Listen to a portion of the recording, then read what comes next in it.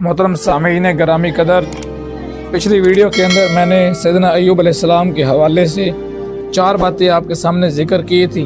सैयदना अय्यूब अलैहिस्सलाम पर अल्लाह की नेमतें, सैयदना अय्यूब अलैहिस्सलाम पर आजमाइश और उनका सब्र, फिर अल्लाह ने उस सब्र पर उनको अजर अता किया।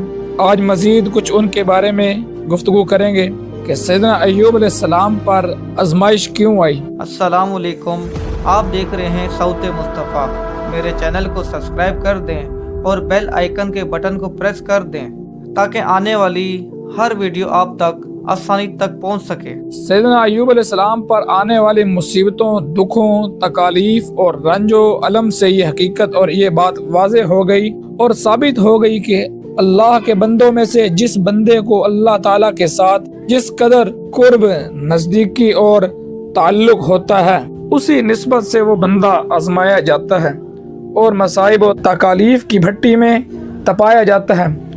और जब वो बंदा इन मसाइब और इन परेशानियों में सब्र से काम लेता है और इस्तिकामत दिखाता और शुक्र का जज्बा अपनाता है, तो फिर वही मसाइब उस बंदे के दराजात की रिफ़ात और बुलंदी और अज़मतों का ज़रिया और सबब बन जाते हैं।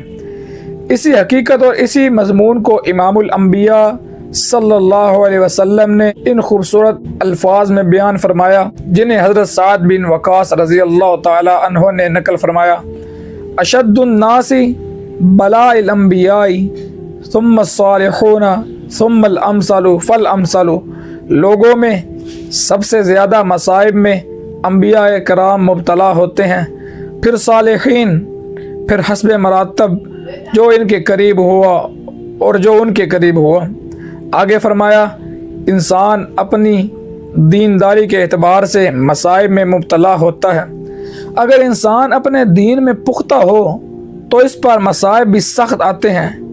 नबी अकरम सल्लल्लाहु अलैहि वसल्लम का एक और इरशाद गिरामी इस सिलसिले में समाअत फरमाइए। इस इरशाद को उम्मुल मोमिनीन सैयदा आयशा सिद्दीक़ा कायनात रज़ी अल्लाह ताला अन्हा रिवायत करती हैं। मुसलमान को एक कांटा चुभे या उससे ज़्यादा कोई तकलीफ़ हो, अल्लाह ताला उस तकलीफ़ की वजह से उस बंदे का एक गुनाह मिटा देते हैं और इसका एक दर्जा बुलंद कर देते हैं। सैयदना अय्यूब अलैहिस्सलाम को बीमारी कौन सी थी?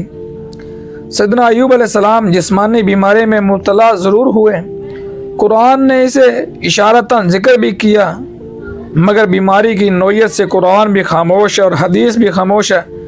न कुरान ने बताया कि बीमारी क्या थी और न नबी अकरम सल्लल्लाहु अलैहि वसल्लम ने बीमारी की तफसील बयान फरमाई।